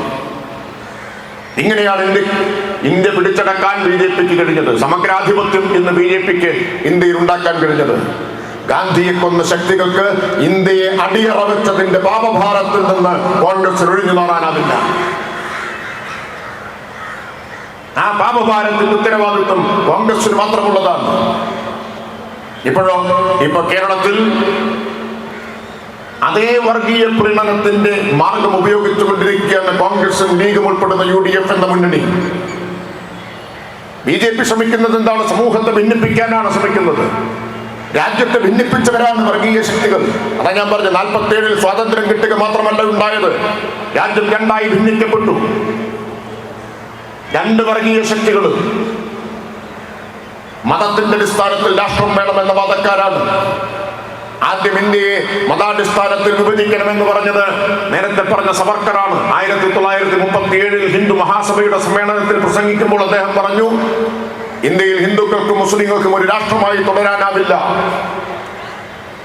അതുകൊണ്ട് നിങ്ങൾക്കുള്ളത് നിങ്ങൾക്ക് തരാം, ഹിന്ദുക്കൾക്കുള്ള രാഷ്ട്രം ഞങ്ങൾക്ക് വേണം. 1940-ൽ മുസ്ലിം ലീഗിന്റെ നേതാവ് മുഹമ്മദ് അലി ജിന്ന അതിനെ പിന്തുണച്ചുകൊണ്ട് ദ്വിരാഷ്ട്രവാദവുമായിട്ട് വന്നു. ജിന്ന പറഞ്ഞു, 2 രാഷ്ട്രം വേണം. മുസ്ലിങ്ങൾക്ക് അവരുടെ രാഷ്ട്രം, ഹിന്ദുക്കൾക്ക് അവരുടെ രാഷ്ട്രം. അങ്ങനെ രാജ്യത്തെ ഭിന്നിപ്പിക്കാനിടയാക്കിയവരാണ്. വർഗീയതയുടെ നീതിശാസ്ത്രം എല്ലാ കാലത്തും സമൂഹത്തെ ഭിന്നിപ്പിക്കുക എന്നതാണ്. അതിന് മതത്തെ രാഷ്ട്രീയമായിട്ട് ഉപയോഗിക്കുന്നു. മതമല്ല പ്രശ്നം, മതം വ്യക്തിപരമായ വിശ്വാസമാണ്. ഈ ഇരിക്കുന്നവരിൽ എല്ലാവരും വ്യക്തിപരമായിട്ട് ആയിരിക്കുമെന്ന് എനിക്കറിയാം. അത് വ്യക്തിപരമായ വിശ്വാസമാണ്. അത് രാഷ്ട്രീയത്തിൽ കൊണ്ടുവരുമ്പോൾ അപകടകരമായിട്ട് മാറും. RSS ചെയ്യുന്നത് അതാണ്, മതത്തെ രാഷ്ട്രീയമായിട്ട് ഉപയോഗിക്കലാണ്. എല്ലാ വർഗീയ ശക്തികളും ചെയ്യുന്നത് അതാണ്. ഇന്ത്യയെ ഹിന്ദുക്കളുടെ രാഷ്ട്രമാക്കി മാറ്റണം എന്ന് RSS പറയുമ്പോൾ, ഇപ്പുറത്തെ ജമാഅത്തെ ഇസ്ലാമി പറയുന്നത് ഇന്ത്യയെ ഇസ്ലാമിക രാഷ്ട്രമാക്കി മാറ്റണം എന്നാണ്. ഇസ്ലാമിക രാഷ്ട്രമാക്കി മാറ്റണം എന്നാണ്. 2 ഒരുപോലെ അപകടകരമാണ്. നമ്മൾ പറയുന്നത് എന്താണ്? ഇന്ത്യയെ മതനിരപേക്ഷ രാഷ്ട്രമാക്കി നിലനിർത്തണം എന്നാണ്. 47-ൽ ഇന്ത്യ വിഭജിക്കപ്പെട്ടപ്പോ പാകിസ്ഥാൻ ഉണ്ടായി. പാകിസ്ഥാൻ ഇസ്ലാമിക രാഷ്ട്രമായി മാറി. ഇന്ത്യ പക്ഷേ ഹിന്ദു രാഷ്ട്രമായില്ല, പകരം മതനിരപേക്ഷ രാഷ്ട്രമായി മാറി. അതിന്റെ കാരണം ഗാന്ധിജി അന്നുണ്ടായിരുന്നു എന്നതാണ്. ഇന്ത്യ ഹിന്ദു രാഷ്ട്രമാകാതെ തടഞ്ഞത് ഗാന്ധിജിയാണ് എന്നതുകൊണ്ടാണ് ഗാന്ധിജിയെ കൊന്നുകളഞ്ഞത്. അല്ലെങ്കിൽ ഇപ്പുറത്തൊരു ഇസ്ലാമിക രാഷ്ട്രം, മറുപുറത്ത് ഒരു ഹിന്ദു രാഷ്ട്രം, അങ്ങനെ ഉണ്ടാകുമായിരുന്നു. അത് സംഭവിച്ചില്ല. അന്ന് മുതൽ RSS ലക്ഷ്യം വെക്കുകയാണ് ഇന്ത്യയെ മതരാഷ്ട്രമാക്കി മാറ്റാൻ. ഇപ്പോ നമ്മൾ കേൾക്കുന്നത് എന്താണ്? മതരാഷ്ട്രവാദം കേരളത്തിൽ കേൾക്കുകയാണ്. ജമാഅത്തെ ഇസ്ലാമിയുടെ നേതാവ് ഷെയ്ഖ് മുഹമ്മദ് കാരക്കുന്ന് കഴിഞ്ഞ ദിവസം പറഞ്ഞു, പ്രതിപക്ഷ നേതാവ് എന്തോ തെറ്റിദ്ധാരണയാണ്, ഞങ്ങള് മതരാഷ്ട്രവാദം ഉന്നയിച്ചിട്ടില്ല, ഉപേക്ഷിച്ചിട്ടില്ല, മതരാഷ്ട്രവാദം ഉപേക്ഷിക്കുന്ന പ്രശ്നമേ ഇല്ല. ബംഗ്ലാദേശിലെ ഇസ്ലാമിക രാഷ്ട്രവാദമാണ് ജമാഅത്തെ ഇസ്ലാമി ഉയർത്തുന്നത്. ലോകമാകെ ജമാഅത്തെ ഇസ്ലാമി ഉയർത്തുന്നത് മതരാഷ്ട്രവാദമാണ്. മതരാഷ്ട്രവാദം RSS ഉയർത്തുന്നതിനെയും ഞങ്ങൾ എതിർക്കുന്നു, ജമാഅത്തെ ഇസ്ലാമി ഉയർത്തുന്നതിനെയും എതിർക്കുന്നു. ഒരു മതരാഷ്ട്രവാദം ശരി, മറ്റൊന്ന് തെറ്റ് എന്ന് പറയാനാവില്ല. എല്ലാ മതരാഷ്ട്രവാദത്തിനും എതിരാണ് ഇടതുപക്ഷം. മതനിരപേക്ഷ രാഷ്ട്രമാണ് ഇടതുപക്ഷം മുന്നോട്ട് വെക്കുന്ന ആശയം. അതാണ് നമ്മൾ മുന്നോട്ട് വെക്കുന്നത്. ഇപ്പൊ ജമാഅത്തെ ഇസ്ലാമിയുടെ സ്വാധീനം കൊണ്ട് ലീഗുകാരും ഇപ്പൊ എന്താ പ്രസംഗിച്ചുകൊണ്ടിരിക്കുന്നത്? മതമാണ് മതമാണ് മതമാണ് പ്രശ്നം എന്നാണ് ലീഗ് നേതാവിന്റെ പ്രസംഗം. അതാണ് പ്രസംഗം. പണ്ട് 80കളിൽ ഞങ്ങളെല്ലാം സ്കൂളിൽ പഠിക്കുന്ന കാലത്താണ് കേരളത്തിലെ മതനിരപേക്ഷവാദികളായ മുഴുവൻ മനുഷ്യരെയും ആവേശം കൊള്ളിച്ചൊരു മുദ്രാവാക്യം അന്നത്തെ DYFI ഉയർത്തി. ആ മുദ്രാവാക്യം എന്താണെന്നറിയോ? ആ മുദ്രാവാക്യം മതമല്ല മതമല്ല മതമല്ല പ്രശ്നം, എരിയുന്ന വയറിലെ തീയാണ് പ്രശ്നം എന്നാണ്. ഏതു മതക്കാരൻ എന്നല്ല ചോദ്യം, എങ്ങനെ ജീവിക്കും എന്നാണ് ചോദ്യം. അന്ന് DYFI ആ മുദ്രാവാക്യം ഉയർത്താൻ ഒരു കാരണമുണ്ട്. സിമി എന്ന് പറയുന്ന ഒരു തീവ്രവാദ സംഘടന ഒരു ചുമരെഴുത്തുമായി പ്രത്യക്ഷപ്പെട്ടു. ആ ചുമരെഴുത്ത് എന്താ? ഇന്ത്യയുടെ മോചനം ഇസ്ലാമിലൂടെ. ഉടൻ RSSന്റെ മറുപടി വന്നു, ഇസ്ലാമിന്റെ അന്ത്യം ഇന്ത്യയിൽ തന്നെ. നാട്ടിൽ സംഘർഷമായി, കലാപാന്തരീക്ഷമായി. അതിന്റെ നടുവിലേക്കാണ് DYFI മതമല്ല മതമല്ല മതമല്ല പ്രശ്നം, എരിയുന്ന വയറുള്ള തീയാണ് പ്രശ്നം എന്ന മുദ്രാവാക്യവുമായി രംഗപ്രവേശം ചെയ്യുന്നത്. മതനിരപേക്ഷതയുടെ നെടുങ്കോട്ട DYFI സൃഷ്ടിച്ചു. ലക്ഷക്കണക്കിന് ആളുകൾ അണിനിരത്തി മനുഷ്യച്ചങ്ങല സൃഷ്ടിച്ചു. രണ്ട് വർഗീയ ശക്തികളെയും അന്ന് പരാജയപ്പെടുത്താൻ നേതൃത്വം കൊടുത്ത പ്രസ്ഥാനത്തിന്റെ പേരാണ് DYFI എന്നത്. കേരളത്തിന് തീ കൊടുക്കാൻ ഇരു വർഗീയ ശക്തികൾ അണിനിരന്നപ്പോ ഒരു വെടിമരുന്ന് പുരയ്ക്ക് തീ കൊടുക്കുന്നത് പോലെ ഈ കേരളത്തെ ഒരു പൊട്ടിത്തെറിയിലേക്ക് നയിക്കാൻ ഇവരിരുകൂട്ടരും മുഖാമുഖം വന്നപ്പോ അവർക്ക് നടുവിൽ മതനിരപേക്ഷതയുടെ ശക്തി ദുർഗം ഉയർത്തി നിന്ന പ്രസ്ഥാനം DYFI ആണ്. അങ്ങനെയാണ് കേരളത്തിൽ എല്ലാ കാലത്തും ഇടതുപക്ഷം ശ്രമിച്ചിട്ടുള്ളത്. കോൺഗ്രസ് വന്നപ്പോഴെല്ലാം എങ്ങനെയാണ്? UDF വന്നപ്പോഴെല്ലാം എങ്ങനെയാണ്? നിങ്ങൾ നോക്കൂ, കേരളത്തിന്റെ ചരിത്രത്തിൽ എല്ലാ വർഗീയ കലാപങ്ങളും ഉണ്ടായിട്ടുള്ളത് എപ്പോഴാണ്? കോൺഗ്രസും ലീഗും കേരളം ഭരിക്കുമ്പോഴാണ്. ഞാൻ നേരത്തെ പറഞ്ഞില്ലേ, പാലക്കാട്ടെ വെടിവെപ്പ്, പാലക്കാട്ട് വർഗീയ കലാപം. അന്ന് കരുണാകരൻ മുഖ്യമന്ത്രിയാണ്, ലീഗ് ആ മന്ത്രിസഭയിലുണ്ട്. പൂന്തുറ കലാപം, കരുണാകരൻ മുഖ്യമന്ത്രിയാണ്. ആലപ്പുഴയിൽ നബിദിന ഘോഷയാത്രയ്ക്ക് നേരെയുള്ള വെടിവെപ്പ് UDFന്റെ ഭരണകാലത്താണ്. കേരളത്തിൽ നടന്ന എല്ലാ വർഗീയ സംഘർഷങ്ങളും അങ്ങനെയാണ്. ഏറ്റവും ഒടുവിൽ AK ആന്റണി മുഖ്യമന്ത്രിയായിരിക്കുമ്പോഴാണ് മാറാട് 1ഉം മാറാട് 2ഉം കലാപങ്ങൾ ഉണ്ടാകുന്നത്. ഇന്ത്യയുടെ ചരിത്രത്തിൽ ഗുജറാത്തിലൊഴികെ മറ്റൊരിടത്തും 14 മാസത്തെ ഇടവേളയിൽ 2 കലാപങ്ങൾ ഉണ്ടായിട്ടില്ല. 2 കലാപങ്ങളിലുമായി 14 പേരെയാണ് കൊന്നത്. ഈ കേരളത്തിൽ 21ാം നൂറ്റാണ്ടിൽ സംഭവിച്ച കാര്യമാണ്, ഏതോ കാലത്തല്ല. 21ാം നൂറ്റാണ്ട് പിറന്നതിന് ശേഷമാണ് ആന്റണിയുടെ ഭരണത്തിന് കീഴിൽ ഒറ്റക്കൊല്ലത്തിടവേളയിൽ 2 കലാപങ്ങൾ ഉണ്ടാകുന്നത്. അന്ന് നിങ്ങൾ ചിലരെങ്കിലും ഓർമ്മിക്കുന്നുണ്ടാവും, ആ കലാപം നടന്ന പ്രദേശത്തേക്ക് മുഖ്യമന്ത്രിയായിരുന്ന ആന്റണി വരികയാണ്. കൂടെ കുഞ്ഞാലിക്കുട്ടിയുമുണ്ട്. RSSകാർ പറഞ്ഞു, ആന്റണിക്ക് വരാം, പക്ഷെ ഒരു മുസ്ലിമിനെ ഇങ്ങോട്ട് പ്രവേശിപ്പിക്കില്ല. ആന്റണി മുസ്ലിം അല്ലാത്തത് കൊണ്ട് ഞങ്ങൾ പ്രവേശിപ്പിക്കാം, പക്ഷെ കുഞ്ഞാലിക്കുട്ടിയെ പ്രവേശിപ്പിക്കില്ല. കേരളത്തിന്റെ വ്യവസായ മന്ത്രി ആന്റണി അദ്ദേഹത്തിന്റെ മന്ത്രിസഭയിലെ സഹപ്രവർത്തകനോട് തിരിച്ചു പോകാൻ പറഞ്ഞു. അദ്ദേഹത്തെ ഗസ്റ്റ് ഹൗസിലെ മുറിയിൽ പൂട്ടിയിട്ടു. RSSന്റെ ഭീഷണിക്ക് വഴങ്ങി. ആന്റണി വന്നു പോയതിന്റെ പിന്നാലെയാണ് പിണറായി വിജയൻ വരുന്നത്. അന്ന് പിണറായി വിജയൻ മുഖ്യമന്ത്രിയോ മന്ത്രിയോ ഒന്നുമല്ല, CPIMന്റെ സംസ്ഥാന സെക്രട്ടറിയാണ്. പിണറായി വിജയന്റെ കൂടെ 2 പേരുണ്ട്. ഒന്ന് എളമരം കരീം, രണ്ടാമത്തെ ആൾ ബേപ്പൂരിലെ MLA VKC മുഹമ്മദ് കോയ. ഇതേപോലെ പിണറായി വിജയനോട് RSSകാർ പറഞ്ഞു, നിങ്ങൾക്ക് വരാം, ഇവർ 2 പേർക്കും വരാനാവില്ല. അന്ന് പിണറായി വിജയൻ RSSനോട് പറഞ്ഞു, മാറി നിൽക്കങ്ങോട്ട് എന്നൊരാജ്ഞയും കൊടുത്തപ്പോ RSSകാരനങ്ങ് വഴിമാറിപ്പോയി. ഈ 2 പേരെയും കൂട്ടിയാണ് പിണറായി വിജയൻ മാറാട്ടയ്ക്ക് പോയത്. അതാണ് വ്യത്യാസം. 2 ആളുകൾ തമ്മിലുള്ള വ്യത്യാസമല്ല, 2 രാഷ്ട്രീയം തമ്മിലുള്ള വ്യത്യാസം. 2 രാഷ്ട്രീയം തമ്മിലുള്ള വ്യത്യാസം അതാണ്. അതിപ്പോഴല്ല കേട്ടോ. 1971 തലശ്ശേരി കലാപം ഉണ്ടാകുന്നത്. അന്നും കേരളത്തിൽ അധികാരത്തിലിരിക്കുന്നത് കോൺഗ്രസ് ആണ്. തലശ്ശേരി പട്ടണം കത്തി എരിഞ്ഞു. RSS ആണ് കലാപത്തിന് നേതൃത്വം കൊടുക്കുന്നത്. മുസ്ലിങ്ങളുടെ കടകൾ, വീടുകൾ തെരഞ്ഞുപിടിച്ച് കൊള്ളയടിക്കപ്പെട്ടു. തെരുവുകൾ അഗ്നിക്കിരയാക്കി.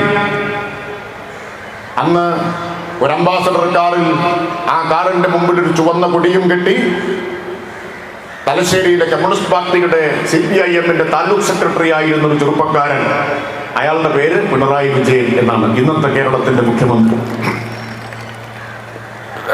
ഒരു സംഘം ചെറുപ്പക്കാരിൽ കൂടി കത്തിയെരിയുന്ന തലശ്ശേരി നഗരത്തിലൂടെ മുഴുവൻ സഞ്ചരിച്ചു.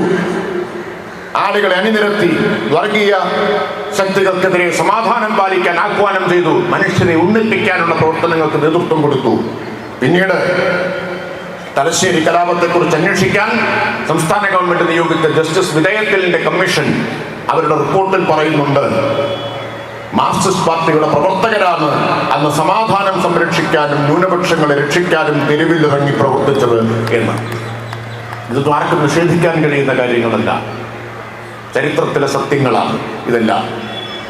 തലശ്ശേരി കലാപത്തിൽ അനേകം പേർക്ക് പലതും നഷ്ടപ്പെട്ടു, സ്വത്ത് നഷ്ടപ്പെട്ടു, പലർക്കും അവരുടെ ജീവിത മാർഗങ്ങൾ നഷ്ടപ്പെട്ടു, വീട് നഷ്ടപ്പെട്ടു. പക്ഷേ ജീവൻ നഷ്ടപ്പെട്ടത് ഒറ്റക്കൂട്ടർക്കാണ്, അത് കമ്മ്യൂണിസ്റ്റുകാർക്കാണ്. മെരുവമ്പായി കുഞ്ഞിരാമനെ RSSകാർ കുത്തിക്കൊലപ്പെടുത്തിയത് മെരുവമ്പായിലെ പള്ളി ആക്രമിക്കാൻ വന്നപ്പോൾ തടഞ്ഞതിന്റെ പേരിലാണ്. പള്ളി ആക്രമിക്കാൻ വരികയാണ്. പള്ളി ആക്രമിക്കപ്പെട്ടാലോ നാട് കത്തിയെരിയും. നാടിന്റെ മതസൗഹാർദ്ദം സംരക്ഷിക്കാൻ, പള്ളി സംരക്ഷിക്കാൻ ആ പള്ളിക്ക് മുമ്പിൽ നിരനിരയായി നിന്ന കമ്മ്യൂണിസ്റ്റുകാരുടെ കൂട്ടത്തിൽ ഒരാളാണ് മെരുവമ്പായി കുഞ്ഞിരാമൻ. RSSകാർ പക തീർത്തത് കുഞ്ഞിരാമനെ കൊന്നിട്ടാണ്. തലശ്ശേരി കലാപത്തിൽ ഒരാൾക്കേ ജീവൻ നഷ്ടപ്പെട്ടിട്ടുള്ളൂ, അത് കമ്മ്യൂണിസ്റ്റുകാരനായിട്ടുള്ള മെരുവമ്പായി കുഞ്ഞിരാമനാണ്.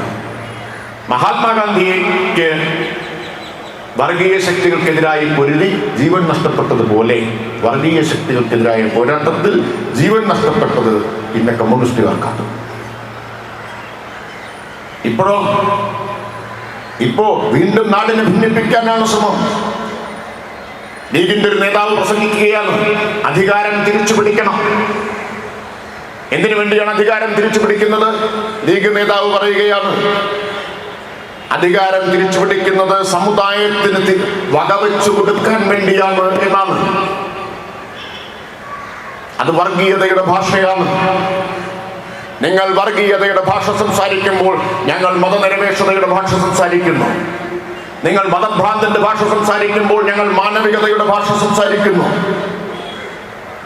ഞങ്ങൾ കേരളത്തിൽ അധികാരത്തിലിരുന്നപ്പോഴെല്ലാം ഇടതുപക്ഷം ഏതെങ്കിലും ഒരു സമുദായത്തിന് എന്തെങ്കിലും വകവെച്ചു കൊടുക്കാൻ വേണ്ടിയല്ല, എല്ലാവർക്കും നീതിയും ഉറപ്പാക്കാൻ വേണ്ടിയാണ് പ്രവർത്തിച്ചിട്ടുള്ളത്.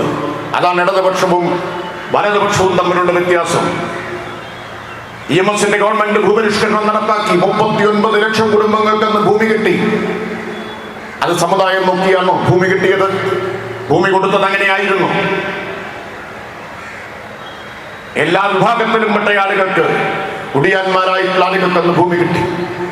EMSന്റെ ഗവൺമെന്റ് പ്രൊഫസർ ജോസഫ് മുണ്ടശ്ശേരി എന്ന പ്രഗത്ഭനായ വിദ്യാഭ്യാസ മന്ത്രി വിദ്യാഭ്യാസ നിയമം പാസാക്കി. വിദ്യാഭ്യാസ നിയമം പാസാക്കിയപ്പോഴാണ് വിദ്യാഭ്യാസം സൗജന്യമായത്. സെക്കൻഡറി തലം വരെ എല്ലാവർക്കും സ്കൂളിൽ പോയി പഠിക്കാൻ അവസരമുണ്ടായത്. സമുദായം നോക്കിയല്ല എല്ലാവർക്കും പഠിക്കാനുള്ള അവകാശമുണ്ടായത്, എല്ലാ സമുദായത്തിൽപ്പെട്ടവർക്കും പഠിക്കാനുള്ള അവകാശമുണ്ടായി. അന്ന് EMSന്റെ ഗവൺമെന്റിനെതിരെ, വിദ്യാഭ്യാസ നയത്തിനെതിരെ വിമോചന സമരം നടത്തിയവരിൽ ലീഗുണ്ട്, RSS ഉണ്ട്, അതുപോലെ എല്ലാ സാമുദായിക ശക്തികളുമുണ്ട്, കോൺഗ്രസ് ഉണ്ട്. അന്ന് അവർ വിളിച്ച മുദ്രാവാക്യം എന്താണെന്നറിയോ? മണ്ട മുണ്ട മുണ്ടശ്ശേരി, മുണ്ടശ്ശേരിയുടെ മണ്ടയിൽ എന്താ ചകിരിച്ചോറോ ചാരായോ? എന്താ കാരണം? വിദ്യാഭ്യാസ നിയമം പാസാക്കിയത്. വിദ്യാഭ്യാസ നിയമത്തിന്റെ ആനുകൂല്യം കിട്ടിയത് ഏതെങ്കിലും ഒരു സമുദായത്തിനാണ്? അല്ല. പിന്നീട് കേരളത്തിൽ ഇടതുപക്ഷ ഗവൺമെന്റുകൾ വന്നു, ജനകീയാസൂത്രണം നടപ്പാക്കി, സാക്ഷരതാ യജ്ഞം നടപ്പാക്കി. സമുദായം നോക്കിയാണോ ഗുണം കിട്ടിയത്? ഇപ്പോ ഇന്നലെ അവതരിപ്പിച്ച ബജറ്റിൽ ചരിത്രപരമായി ഇന്ത്യയിൽ ഒരു സംസ്ഥാന ഗവൺമെന്റും ഇതുവരെ ചെയ്തിട്ടില്ലാത്ത പ്രഖ്യാപനം എന്താണ്? ഡിഗ്രി തലം വരെ പഠനം, വിദ്യാഭ്യാസം പൂർണ്ണമായും സൗജന്യമാക്കിയ ഇന്ത്യയിൽ ആദ്യത്തെ സംസ്ഥാനമായിട്ട് കേരളം മാറി. അതിന്റെ ഗുണം കിട്ടുക ഏതെങ്കിലും ഒരു സമുദായത്തിന് മാത്രമാണോ? ഏതെങ്കിലും സമുദായത്തിന് മാത്രമാണ്? നിങ്ങൾ എപ്പോഴും അങ്ങനെയാണ് ചിന്തിക്കുന്നത്. ഞങ്ങൾ എപ്പോഴും കാണുന്നത് മനുഷ്യരെയാണ്. സമുദായത്തിന്റെ വേലിക്കെട്ടുകൾക്കപ്പുറമുള്ള മനുഷ്യരെയാണ് ഞങ്ങൾ കാണുന്നത്. നിങ്ങൾ മതമാണ് മതമാണ് മതമാണ് പ്രശ്നമെന്ന് ആക്രോശിക്കുമ്പോൾ ഞങ്ങൾ പറയുന്നു എരിയുന്ന വയറിലെ തീയാണ് പ്രശ്നം. അതുകൊണ്ടാണ് അതിദാരിദ്ര്യ നിർമ്മാർജ്ജനം നടപ്പാക്കിയ ഇന്ത്യയിൽ ആദ്യത്തെ സംസ്ഥാനമായി കേരളത്തെ മാറ്റിയത് ഇടതുപക്ഷ ജനാധിപത്യ മുന്നണി ഗവൺമെന്റ്. ഞങ്ങൾ കാണുന്നത് പട്ടിണി കിടക്കുന്ന മനുഷ്യരെയാണ്. ഞങ്ങൾ ചിന്തിക്കുന്നത് അവരുടെ ദാരിദ്ര്യം എങ്ങനെ മാറ്റാമെന്നാണ്. നവംബർ 1-ാം തീയതി അതിദാരിദ്ര്യ നിർമ്മാർജ്ജന പ്രഖ്യാപനം നടത്തിയപ്പോൾ പരിഹാസവുമായിട്ട് പലരും രംഗത്ത് വന്നു. ചില വിദഗ്ധർ വന്നു, BJPയുടെ സംസ്ഥാന പ്രസിഡന്റ് വന്നു, ഗോൾവാൾക്കറുടെ അവരുടെ വിളക്കിന്റെ മുമ്പിൽ താണുവണങ്ങി, ചിത്രത്തിന്റെ മുമ്പിൽ താണുവണങ്ങി വിളക്ക് കൊളുത്തിയ VD സതീശൻ വന്നു, ടെലിവിഷൻ അവതാരങ്ങൾ വന്നു, അല്ലേ, അതിദാരിദ്ര്യ നിർമ്മാർജ്ജനത്തെ പരിഹസിക്കാൻ. പക്ഷേ ഇന്നലെ പാർലമെന്റിൽ കേന്ദ്ര ഗവൺമെന്റ് അവതരിപ്പിച്ച ആധികാരികമായ രേഖ എക്കണോമിക് സർവേയിൽ പറഞ്ഞു, കേരളം നടപ്പാക്കിയ അതിദാരിദ്ര്യ നിർമ്മാർജ്ജന പദ്ധതി ഇന്ത്യക്കാകെ മാതൃകയാണ് എന്ന്. കേട്ടോ, ഞാനിന്ന് രാവിലെ ചോദിച്ചു, BJP പ്രസിഡന്റ് രാജീവ് ചന്ദ്രശേഖരന്റെ നാക്ക് ഇറങ്ങിപ്പോയിട്ടില്ലെങ്കിൽ ഒരു മറുപടി നൽകാൻ. എന്തായിരുന്നു രാജീവ് ചന്ദ്രശേഖർ പറഞ്ഞത്? പിണറായി വിജയന്റെ പബ്ലിസിറ്റി സ്റ്റണ്ടാണ് എന്നാണ്, വെറും PR ആണ് എന്നാണ്. കേന്ദ്ര ഗവൺമെന്റിന്റെ എക്കണോമിക് സർവേ LDF സർക്കാരിന്റെ PR ഏജൻസി ആയിട്ടാണ് പ്രവർത്തിക്കുന്നത്. ഞങ്ങൾക്കിതിൽ അത്ഭുതമില്ല. കാരണം കേന്ദ്ര സർക്കാരിന്റെ എക്കണോമിക് സർവേയിൽ വരുന്നതിന് മുമ്പേ ആഗോള മാധ്യമങ്ങളും ലോകത്താകെയുള്ള വിദഗ്ധരും ഇതിനെ വാഴ്ത്തിയതാണ്, പ്രശംസിച്ചതാണ്. ദി ഇക്കോണമിസ്റ്റ് എന്ന ലോകത്തിലെ ഏറ്റവും വിഖ്യാതമായ പ്രസിദ്ധീകരണം അവർ പറഞ്ഞു, അതിദാരിദ്ര്യ നിർമ്മാർജ്ജനം ഇന്ത്യക്കാകെ മാതൃകയാണ്, ഇന്ത്യയുടെ വികസന ചാമ്പ്യനാണ് കേരളം. എക്കണോമിസ്റ്റ് എഴുതിയത് ഇങ്ങനെയാണ്, ഇന്ത്യാസ് ഡെവലപ്മെന്റ് ചാമ്പ്യൻ എന്നാണ്. ലോകത്തിന് സ്കാൻഡിനേവിയ എങ്ങനെയാണോ അതുപോലെയാണ് ഇന്ത്യക്ക് കേരളം, എക്കോണമിസ്റ്റ് എഴുതി. 240 വർഷത്തെ പാരമ്പര്യവും പഴക്കവുമുള്ള ലോകത്തെ വലിയ പത്രങ്ങളിൽ ഒന്നാണ് ലണ്ടൻ ടൈംസ്. അവരെഴുതിയത് എന്താണെന്നറിയോ? Indian state Kerala banishes extreme poverty to the pages of history എന്നാണ്. ഇന്ത്യൻ സംസ്ഥാനമായ കേരളം അതിദാരിദ്ര്യത്തെ ചരിത്രത്തിന്റെ പേജുകളിലേക്ക് നാടുകടത്തിയിരിക്കുന്നു എന്നാണ് എഴുതിയത്. ലോകബാങ്കിന്റെ വൈസ് പ്രസിഡന്റ് ആയിരുന്നു മലയാളിയായിട്ടുള്ള വിനോദ് തോമസ്. അദ്ദേഹം പറഞ്ഞു, കേരളം നടപ്പാക്കിയ അതിദാരിദ്ര്യ നിർമ്മാർജ്ജന പദ്ധതി ഇന്ത്യക്ക് മാത്രമല്ല മാതൃക, ലോകത്തിലെ ഏറ്റവും സമ്പന്നമായ അമേരിക്ക ഉൾപ്പെടെയുള്ള രാജ്യങ്ങൾക്ക് മാതൃകയാണ് കേരളം നടപ്പാക്കിയ അതിദാരിദ്ര്യ നിർമ്മാർജ്ജന പദ്ധതി എന്ന്. ലോകം മുഴുവൻ ഈ പദ്ധതിയെ പ്രശംസിച്ചുകൊണ്ടിരുന്നപ്പോൾ കുറച്ചു പേർ ഇവിടെ പരിഹസിച്ചുകൊണ്ടിരുന്നു. അവർ പറഞ്ഞു തള്ളാം, അവർ പറഞ്ഞു PR ആണ്. ഇപ്പൊ ഇതാ കേന്ദ്ര സർക്കാരിന് തന്നെ സമ്മതിക്കേണ്ടി വന്നിരിക്കുന്നു, രാജ്യത്തിന് മാതൃകയാണ് കേരളം നടപ്പാക്കിയ അതിദാരിദ്ര്യ നിർമ്മാർജ്ജന പദ്ധതി എന്ന്. എന്താ കാരണം എന്നറിയാമോ? നേര് നിലനിൽക്കൂ, ആത്യന്തികമായി നേര് മാത്രമേ നിലനിൽക്കൂ എന്നിവർ മനസ്സിലാക്കണം. പരിഹസിച്ചവർ, ഇകഴ്ത്താൻ ശ്രമിച്ചവർ അവരത് മനസ്സിലാക്കണം. ഞങ്ങൾ ജനങ്ങളെ കബളിപ്പിക്കാൻ ശ്രമിക്കാറില്ല. ഞങ്ങൾ ചെയ്യാൻ പറ്റുന്നതേ പറയൂ, പറഞ്ഞത് ചെയ്യും. നല്ല കാര്യങ്ങൾ ചെയ്യുമ്പോൾ അതിന് ലോകത്തിന്റെ അംഗീകാരം കിട്ടും. അതിനെ ഇകഴ്ത്താൻ ശ്രമിച്ചാൽ നിങ്ങൾ പരാജയപ്പെട്ടു പോവുകയേ ഉള്ളൂ എന്നതിന്റെ തെളിവാണിത്. മിണ്ടിയിട്ടില്ല, പ്രതിപക്ഷ നേതാവിന്റെ നാവ് പൊങ്ങിയിട്ടില്ല, BJP പ്രസിഡന്റിന്റെ നാവ് പൊങ്ങിയിട്ടില്ല, ഒരക്ഷരം പറയാനില്ല. അതാ പറയുന്നത്. നിങ്ങൾ മതമാണ് പ്രശ്നമെന്ന് പറയുമ്പോൾ ഞങ്ങൾ പറയുന്നു, എരിയുന്ന വയറിലെ തീയാണ് പ്രശ്നം. കേരളത്തിൽ ഇപ്പോഴും പട്ടിണി കിടക്കുന്നവരുണ്ടെങ്കിൽ അത് ഞങ്ങളുടെ പ്രശ്നമാണ്, ഞങ്ങൾക്ക് മുൻഗണന അത് പരിഹരിക്കുക എന്നതിനാണ്. ലൈഫ് ഭവന പദ്ധതി നടപ്പാക്കി 6,547,000 പേരുമായി കരാർ വെച്ചു. 4,82,000 വീടുകൾ പൂർത്തീകരിച്ചു. 4,82,000 കുടുംബങ്ങൾ. നേരത്തെ മുകളിൽ ആകാശവും താഴെ ഭൂമിയുമായി കഴിഞ്ഞിരുന്നവർ ഇന്ന് വീടിന്റെ സുരക്ഷയിൽ അടച്ചുറപ്പിൽ കഴിയുമ്പോൾ ഞങ്ങൾ അവരുടെ മതം നോക്കിയിട്ടില്ല, ഞങ്ങൾ അവരുടെ സമുദായം ഏതാണ് എന്ന് നോക്കിയിട്ടില്ല. എല്ലാ സമുദായത്തിലും പെട്ടവർ ആ വീട് കിട്ടിയവരിലുണ്ട്, ആ വീടിന്റെ സുരക്ഷയിൽ കഴിയുന്നവരുണ്ട്. കൊച്ചി നഗരത്തിൽ 394 കുടുംബങ്ങൾ ചേരിയിൽ കഴിഞ്ഞവർ. അവർക്ക് 13 നിലകളുള്ള ഫ്ലാറ്റാണ് ഈ ഗവൺമെന്റ് നിർമ്മിച്ചു കൊടുത്തത്. 13 നിലകളുള്ള ഫ്ലാറ്റ്. എവിടെ? കായലിന്റെ തീരത്ത്, അതിമനോഹരമായ പ്രദേശത്ത്, കോടികൾ വിലമതിക്കുമായിരുന്ന സ്ഥലത്ത്, പണം കൊടുത്ത് വാങ്ങുകയാണെങ്കിൽ കോടികൾ വില വരുന്ന സ്ഥലത്താണ് ഫ്ലാറ്റ് വെച്ചു കൊടുത്തത്. അതിന്റെ ഉദ്ഘാടനം കഴിഞ്ഞ് മുഖ്യമന്ത്രി തിരിച്ചുപോയി. ഞാൻ തിരിച്ചു പോരാൻ തുടങ്ങുമ്പോൾ കുറച്ചുമ്മമാർ ഓടി വന്നു, പിന്നാലെ വന്നു. അവ കാറ് നിർത്തി. അവർ കൈ പിടിച്ചിട്ട് പറഞ്ഞു, ഞങ്ങൾ ഇതൊരിക്കലും മറക്കില്ല, ഇനിയും നിങ്ങൾ തന്നെ വരണം കേട്ടോ. സമുദായം നോക്കിയിട്ടല്ല, നല്ല കാര്യങ്ങൾ ചെയ്ത, മനുഷ്യർക്ക് വേണ്ടി പ്രവർത്തിച്ച, നമ്മുടെ നാട്ടിലെ സാധാരണക്കാർക്കും പാവപ്പെട്ടവർക്കും വേണ്ടി പ്രവർത്തിച്ച ഗവൺമെന്റ് എന്ന നിലയിലാണ്. 62 ലക്ഷം പേർക്കാണ് ക്ഷേമ പെൻഷൻ കൊടുക്കുന്നത്. 2000 രൂപ മുടങ്ങാതെ മാസം വീട്ടിലെത്തുകയാണ്. 62 ലക്ഷം പേരുടെ സമുദായം ഞങ്ങൾ എണ്ണി നോക്കിയിട്ടില്ല. അത് എണ്ണി നോക്കാൻ ഞങ്ങൾക്ക് സമയമില്ല, ഞങ്ങൾക്ക് അതിന് സൗകര്യവുമില്ല. ഞങ്ങൾ മനുഷ്യരെയാണ് കാണുന്നത്. നിങ്ങൾ കാണുന്നത് പോലെ ആളുകളെ ചേരി തിരിച്ചല്ല കാണുന്നത്. അതാണ് വ്യത്യാസം. അതാണ് വ്യത്യാസം എന്ന് പറയുന്നത്. നിങ്ങൾ മതരാഷ്ട്രത്തെക്കുറിച്ചാണ് പറയുന്നത്, അല്ലേ? മതരാഷ്ട്രത്തെക്കുറിച്ചാണ് പറയുന്നത്. ഏതാ മതരാഷ്ട്രം? ഇന്നലെ ഒരു വാർത്ത അഫ്ഗാനിസ്ഥാനിൽ നിന്ന് വന്നിട്ടുണ്ട്. അഫ്ഗാനിസ്ഥാനിൽ മതരാഷ്ട്രത്തിന്റെ പുതിയ നിയമം പാസാക്കി. ഇന്നലെ എല്ലാ പത്രങ്ങളിലും വാർത്തയുണ്ട്, ശ്രദ്ധിക്കണം കേട്ടോ. എന്താണ്? പെൺകുട്ടികൾ 6ാം ക്ലാസ് കഴിഞ്ഞാൽ പഠിക്കാൻ പാടില്ല. പിന്നെയോ സമൂഹത്തെ 4ആക്കി തിരിച്ചു. ഒന്ന് മതപുരോഹിതർ, പിന്നെ വരേണ്യ വിഭാഗം, മധ്യവർഗം, താഴ്ന്ന വർഗം. ആദ്യത്തെ 2 കൂട്ടർക്ക് എന്ത് കുറ്റം ചെയ്താലും ശിക്ഷ പാടില്ല. പുതിയ നിയമമാണ്. അവർക്ക് ഉപദേശം മാത്രം. വധശിക്ഷയും ശാരീരിക പീഡനവും ആർക്ക് മാത്രമാണുള്ളത്? ഏറ്റവും അവസാനത്തെ വിഭാഗമായ താഴ്ന്ന വിഭാഗത്തിന്. ഇതാണ് ചാതുർവർണ്ണ്യം.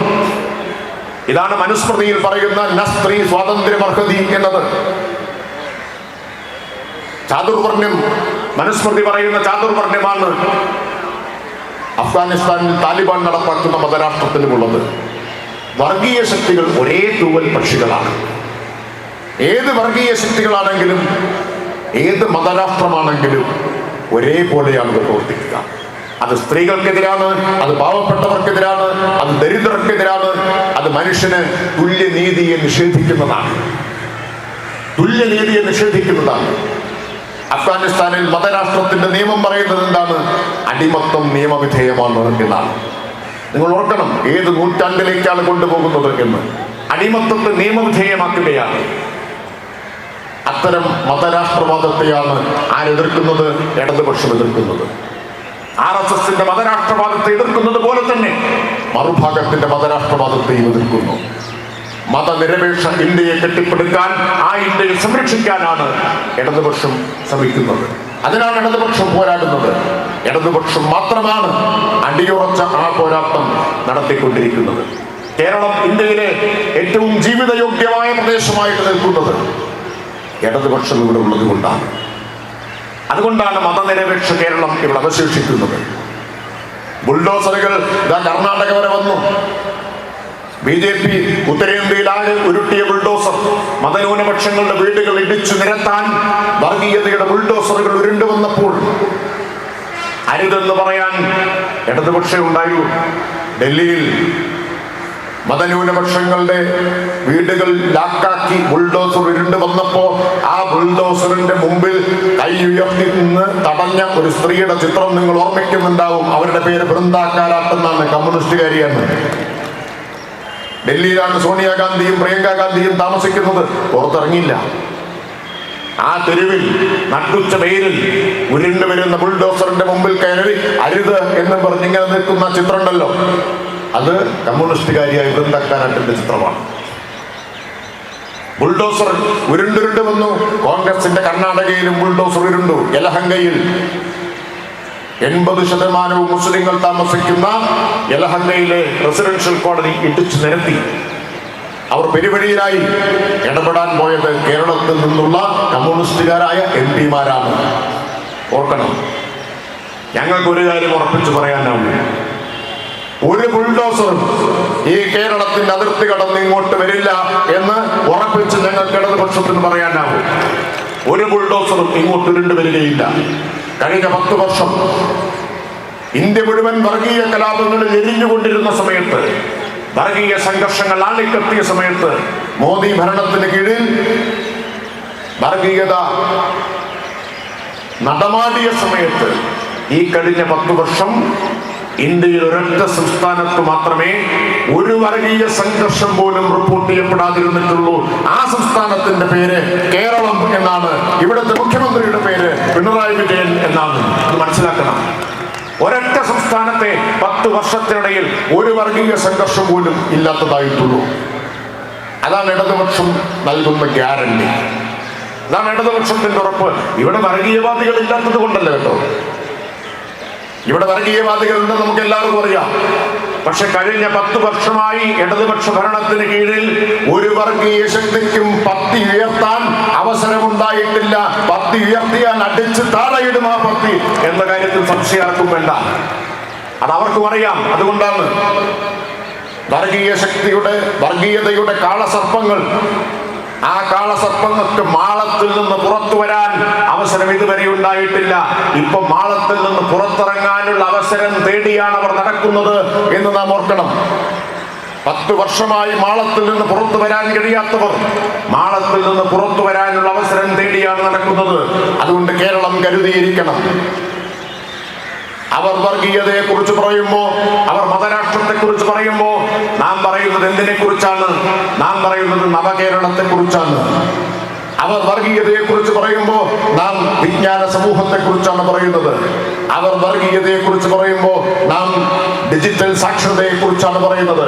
അവർ വർഗീയതയെ കുറിച്ച് പറയുമ്പോ നാം ഡിജിറ്റൽ സയൻസ് പാർക്ക് ഉണ്ടാക്കുന്നതിനെ കുറിച്ചാണ് പറയുന്നത്. അവർ വർഗീയതയെ കുറിച്ച് പറയുമ്പോ നാം നാഷണൽ ഹൈവേ ഉണ്ടാക്കുന്നതിനെ കുറിച്ചാണ് പറയുന്നത്. അവർ വർഗീയതയെ കുറിച്ച് പറയുമ്പോ നാം ദാരിദ്ര്യം ഇല്ലാതാക്കുന്നതിനെ കുറിച്ചാണ് പറയുന്നത്. അവർ വർഗീയതയെ കുറിച്ച് പറയുമ്പോ നാം എല്ലാവർക്കും പെൻഷൻ ഉറപ്പാക്കുന്നതിനെ കുറിച്ചാണ് പറയുന്നത്. അവർ വർഗീയതയെ കുറിച്ച് പറയുമ്പോ നാം എല്ലാവർക്കും വീടുണ്ടാക്കി കൊടുക്കുന്നതിനെ കുറിച്ചാണ് പറയുന്നത്. അവർ വർഗീയതയെ കുറിച്ച് പറയുമ്പോ നാം മനുഷ്യനെ കുറിച്ചാണ് പറയുന്നത്. അവർ വർഗീയതയുടെ ഭാഷയിൽ സംസാരിക്കുമ്പോൾ നാം മാനവികതയുടെ ഭാഷയിലാണ് സംസാരിക്കുന്നത്. അവർ മനുഷ്യനെ ഭിന്നിപ്പിക്കാൻ ശ്രമിച്ചുകൊണ്ടിരിക്കുമ്പോൾ നാം മനുഷ്യനെ ഒന്നിപ്പിക്കാനാണ് ശ്രമിച്ചുകൊണ്ടിരിക്കുന്നത്. അതുകൊണ്ട് പ്രിയപ്പെട്ടവരെ, മഹാത്മാഗാന്ധി തന്റെ ജീവൻ ബലിയർപ്പിച്ചത് മതനിരപേക്ഷ ഇന്ത്യയെ സംരക്ഷിക്കാനാണ്. ഇന്ന് ഗാന്ധിയുടെ രക്തസാക്ഷി ദിനത്തിൽ ആ പ്രതിജ്ഞ നാം പുതുക്കുമ്പോൾ ചെയ്യേണ്ടത് മതനിരപേക്ഷ കേരളത്തെ സംരക്ഷിക്കാനുള്ള പോരാട്ടത്തിൽ ഗാന്ധിയുടെ ഓർമ്മകൾ ഉയർത്തിപ്പിടിച്ചുകൊണ്ട് ഒറ്റക്കെട്ടായി അണിനിരക്കുക എന്നതാണ് എന്ന് മാത്രം ഓർമ്മിപ്പിച്ചുകൊണ്ട് ഞാൻ അവസാനിപ്പിക്കുന്നു. അഭിവാദ്യങ്ങൾ.